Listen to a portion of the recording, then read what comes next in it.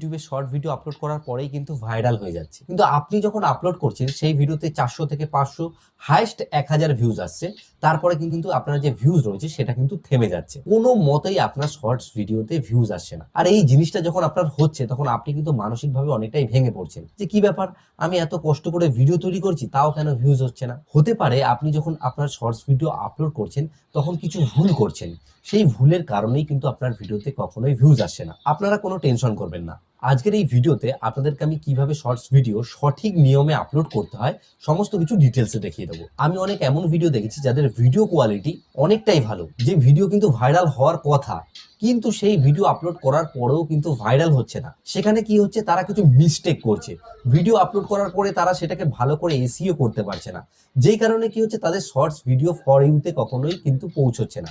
কারণ আপনার ভিডিও যদি ফর ইউতে না যায় তাহলে কিন্তু আপনার ভিডিও ভাইরাল হবে না। আপনার